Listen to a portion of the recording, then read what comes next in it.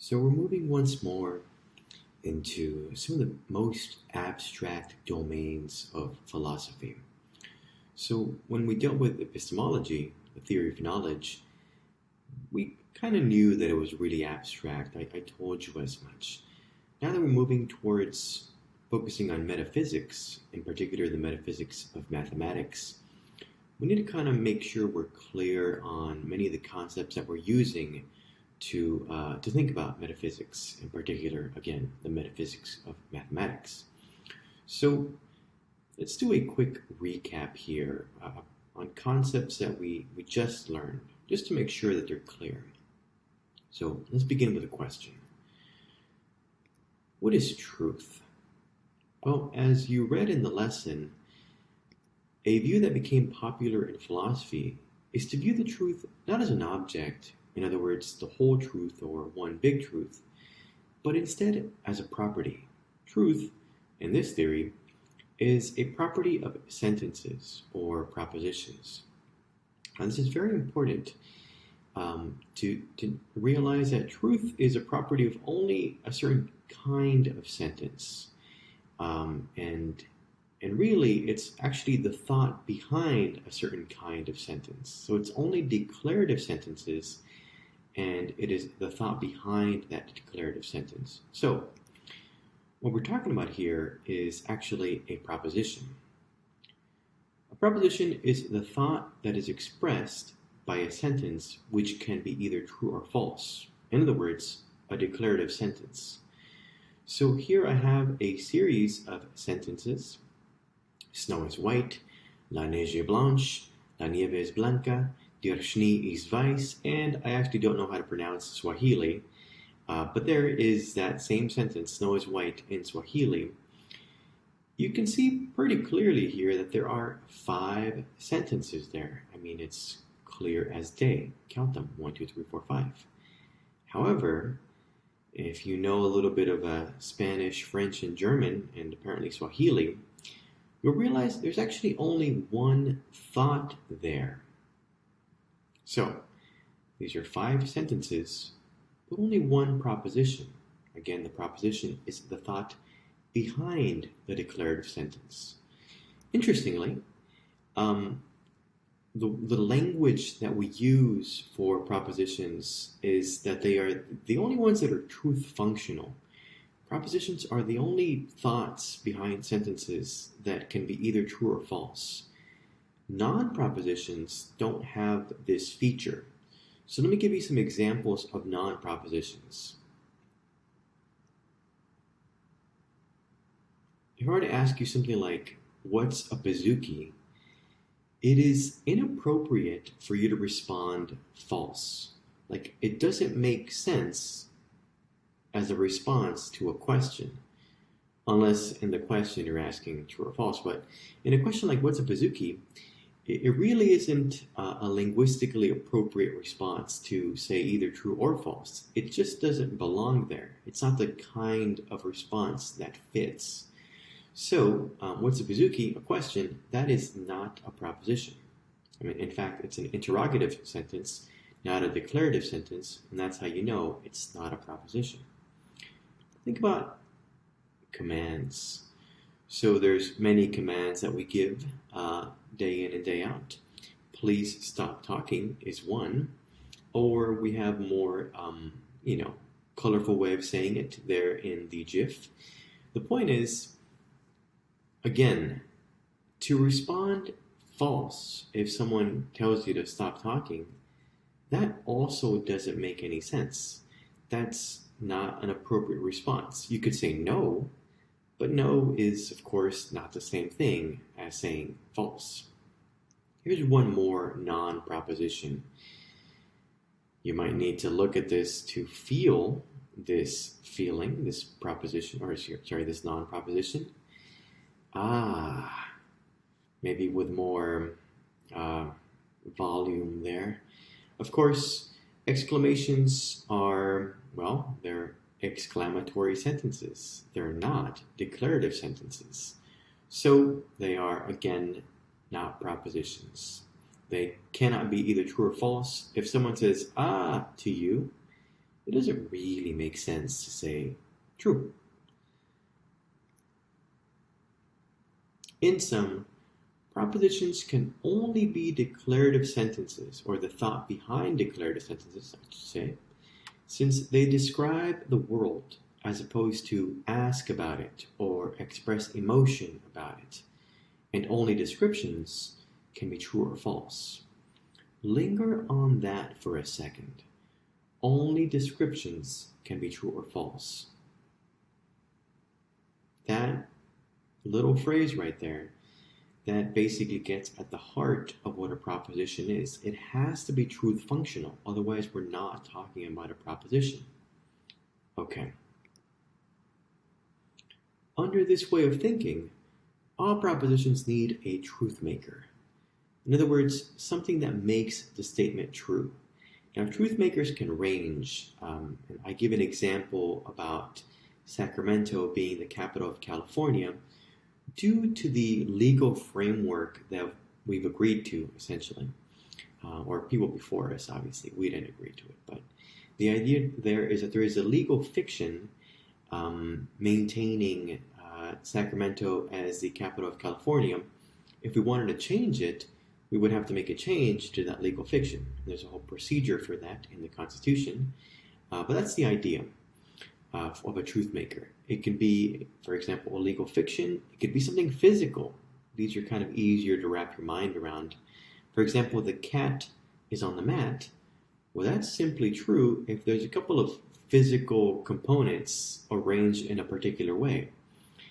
If whatever cat you're talking about, let's just say this cat, is on that mat, which is the mat you're talking about, then that literally that event, that cat being on that mat, that is the truth maker for this sentence, the cat is on the mat.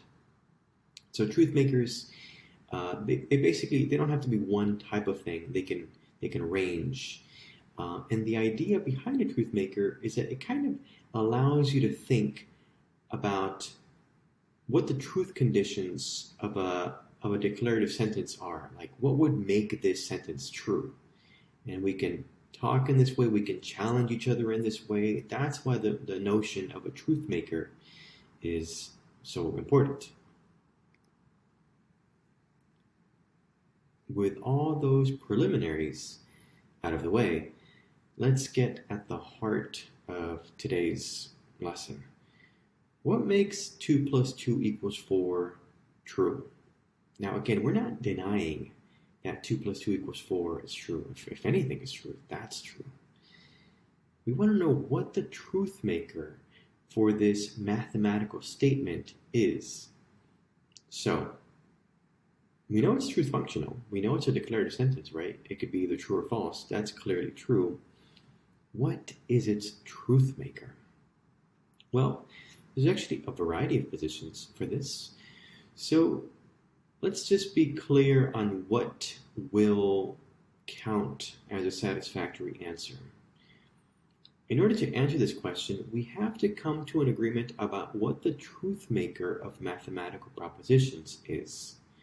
In other words, we have to decide if mathematical objects are physical objects, are they ideas, or is it something else? There must be something that mathematical propositions correspond to, and we're calling those mathematical objects. In general, we're going to focus on numbers. That'll be the main example of a mathematical object in this lesson. So just think of the counting numbers, 1, 2, 3, 4, 5, etc., right? What is a truth maker? What do those correspond to? And just so that you know, everything that I'm using in today's lesson basically comes from Shapiro. I also use a lot of evidence from Balaguer, so you can check out the works cited page for Balaguer's information. Okay, finally, let's get into the possible positions.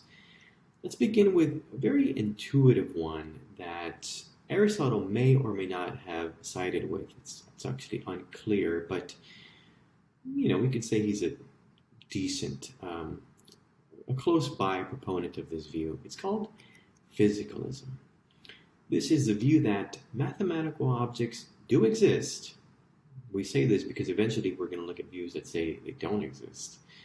So they do exist, and they are ultimately physical. So what does this mean? Well, mathematical objects are really just piles of physical stuff. Now, it doesn't have to be any particular pile of stuff, but if you want to know what makes, 2 plus 2 equals 4 true, you just get 2 piles of stuff. So arbitrarily, you just get 4 things, and that's what makes 2 plus 2 equals 4 being true. And then you can break it up into 2 little sets of 2. So this is a very intuitive view, especially in that many children learn about numbers and mathematical functions by explicit use of physical objects. For example, when they're learning about addition. So here is an actual worksheet that I got from online, and sure, it's for very young students, but the idea here is pretty straightforward. In the top problem, the first problem, you have 1 flower plus 3 flowers, and you have to circle the right answer. What is it? Is it 2, 3, 4? So very simple. A physicalist would say, well, see, those are all examples of what, for example, in the very first one, 1 plus 3 equals 4. What makes that true? Well, you take 1 flower and you put it next to a pile of 3 flowers, and it's 4 flowers. So the truth maker for the physicalist is usually some pile of physical things. So that is physicalism in a nutshell. Of course, it gets more complicated with other mathematical objects. Think of the notion of equality, of circularity, but at heart, the physicalist will always say it's ultimately a physical, a truth maker. But in reality, even though this view might seem attractive for a second, it doesn't actually get you very far. So here's an argument against physicalism. There is an infinite amount of numbers, but there is not an infinite amount of physical stuff. Now, of course, the ancients, they were trying to wrap their mind around infinity, and it wasn't exactly our conception of infinity. But from the modern perspective, yes, of course, the number line is infinite, and yeah, there isn't an infinite amount of physical stuff. So, in fact, it is estimated that there are between 10 to the 78 to 10 to the 82 atoms in the known observable universe. Those are very, very large numbers, but here's the important part. That's not an infinite amount of atoms. It's a lot of atoms, but definitely not equal to infinity. So here's the problem. Let's just say we're looking at the upper bound, 10 to the 82. That's how many atoms there are in the universe. And now we're really breaking down things. We're not talking about flowers anymore. We're talking about atoms. So let's just say that, the number 1 corresponds to that first atom, the number 2 to the second atom, the number 3 to the third atom, etc., all the way up to 10 to the 82. Now, what happens to 10 to the 82 plus 1? There's literally not another atom to allow you to account for that number, 10 to the 82 plus 1. So, that means there is not enough physical stuff to serve as a truth maker for all mathematical objects. Physicalism must be false. So, we mentioned that we also have to account for equality and circularity and all that good stuff. But it looks like physicalism fails just with numbers. We didn't even get to the more complicated things. Numbers alone weren't enough to basically bring down physicalism. Let me just point out some other things here. Concepts like circularity also don't appear to be physical, since there are no perfect circles in nature. So sometimes people say the sun, right? No, the sun is a spheroid. So not only is it not a circle, right? It's three-dimensional, but it's a spheroid. It's a little flat at the poles. So physicalism appears to fail. It can't account for numbers. It can't account for things like circularity because there are no perfect circles anywhere in nature. So it seems pretty problematic, and it doesn't look like physicalism can really even get off the ground here. Okay, fair enough. Here's another possible position that, at least in the beginning, again, seems attractive. It's called conceptualism. Some people refer to it as psychologism, but this is a view that mathematical objects do exist, and they are ultimately mental objects. So what does that mean? Well, mathematical objects are just ideas subjectively constructed in our minds. So the idea here is each of us, as we are learning we're taking our mathematical lessons, and we actually construct math in our head. And so that's how we answer questions. We subjectively constructed it, the system of mathematics, and that's the truth maker. So when we are asked why is 2 + 2 = 4 true, you just check your own head, your own mental framework of mathematics, and you say, well, I have the relevant idea. That's what makes it true. So this view might appear to be intuitively true as well, since we each have different mathematical capacities. So we each must have, individually and subjectively, built up different levels of mathematical skill. So maybe you don't know much about integrals. So I ask you, is this true or false? And you say, I don't know. And that makes sense that you say, I don't know, because we each subjectively build up our own mathematical frameworks in our heads, in our minds. And some people might be able to answer correctly, and some might not. So there's a subjective element there. So this view sounds appealing too. Again, likely not going to be the winner here. So here's an argument against conceptualism. Begin with a point, and I'll kind of explain it before I give you the whole argument. The subjectivity problem is what this argument is called. Number one, conceptualism would make mathematical errors impossible. If what you have to check to see if a mathematical proposition is true is an idea in your mind, well then that opens up the possibility that you might construct mathematics differently in your mind from the way that I construct it in my mind. So let's take a look at a typical American middle school classroom. Just the general, you know how it is. Okay. And the teacher, just, tired of her students, asks one student who apparently is smoking in the classroom the following question. Tanner, can you please state a prime number for me? To which Tanner responds, 4. The teacher responds, that's not a prime.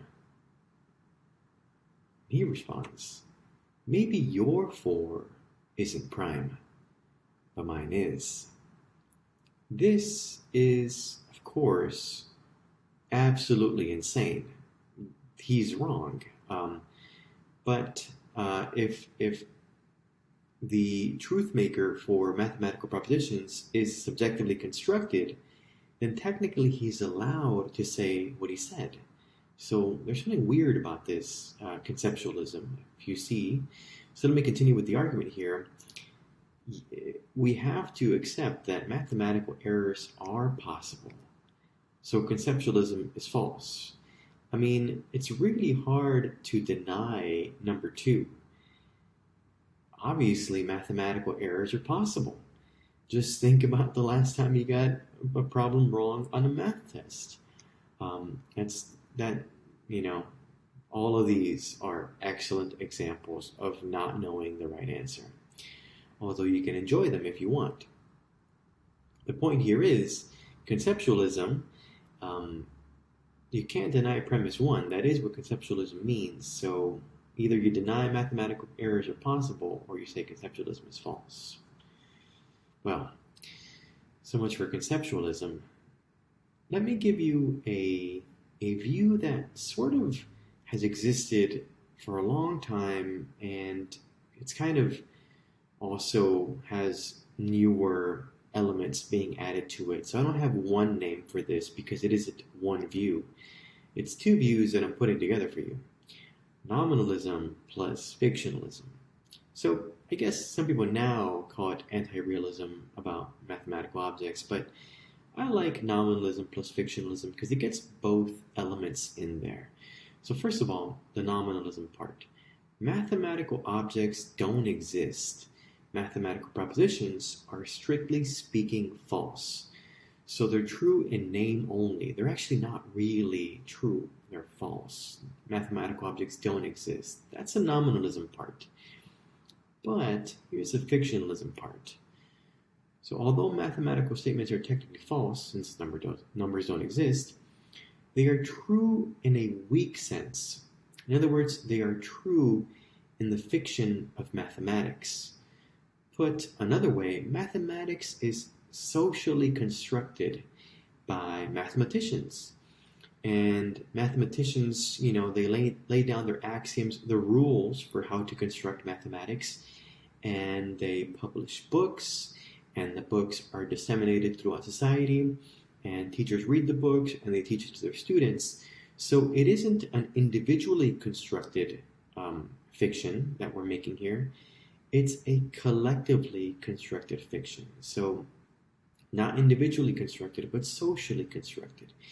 This is what allows the nominalist slash fictionalist to say that Tanner, in the earlier example, was wrong. His definition of prime does not comport or does not fit in to the socially constructed version of mathematics that the rest of us are taught. A nice analogy that I have to this is from comic books. For example, Clark Kent is Superman is strictly speaking false, since comic books are fictional, but it is true in a weak sense. It's true in the fiction of DC Comics. So you really shouldn't try to say that DC Comics is, non-fiction. It is fiction. And when you say Clark Kent is Superman, you know that it's true, but you have to acknowledge it's true in this universe, right? In this comic book universe. So that's kind of analogous to how mathematics is socially constructed. There are people who write comic books, right? And who make the relevant movies about comic book heroes. And they disseminate their comic books through comic book stores, and people read them and learn about them, and they say things like Clark Kent is Superman, right? So the general idea here is it is socially constructed, again, just like mathematics. That's a nice little analogy that I think is helpful for understanding nominalism plus fictionalism.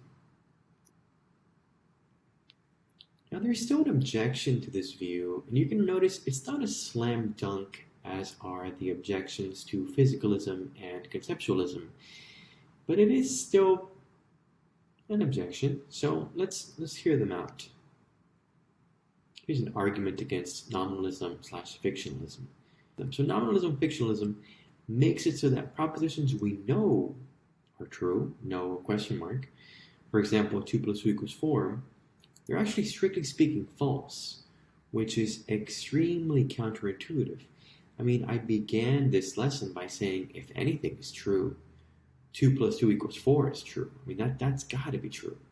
So what this objection is to, less of an argument, more of an objection, is that nominalism slash fictionalism is just really, really counterintuitive.